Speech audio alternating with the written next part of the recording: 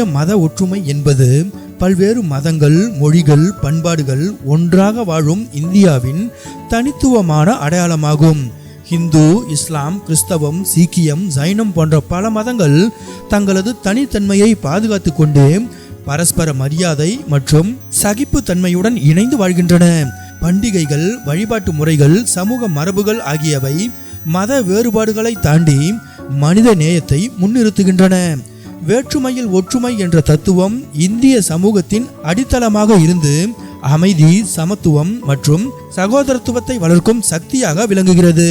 அதற்கு ஒரு எளிய உதாரணம்தான் இந்த வீடியோ. ரயில் ஒன்றில் முஸ்லிம் பெரியவர் ஒருவர் பயணித்துக் கொண்டிருந்த நிலையில் அவருக்கு திடீரென உடல்நலக்குறைவு ஏற்பட்டது.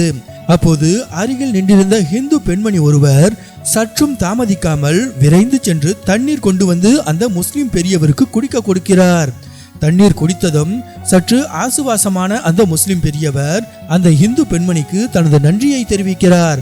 இங்கு கவனிக்கத்தக்கது, அந்த பெண் அந்த பெரியவரின் தொப்பியை பார்க்கவில்லை. அதே போல அந்த பெரியவர் அப்பெண்ணின் நெற்றியில் இருந்த திலகத்தை பார்க்கவில்லை. ஆபத்து என்றதும் ஒருவருக்கொருவர் உதவி கொண்டனர். இங்கு மத வேறுபாடுகளுக்கு இடமில்லை.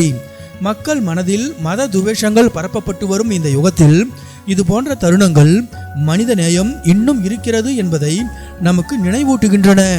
இந்தியாவின் மத நல்லிணக்கத்திற்கு சான்று பகர்கின்றன.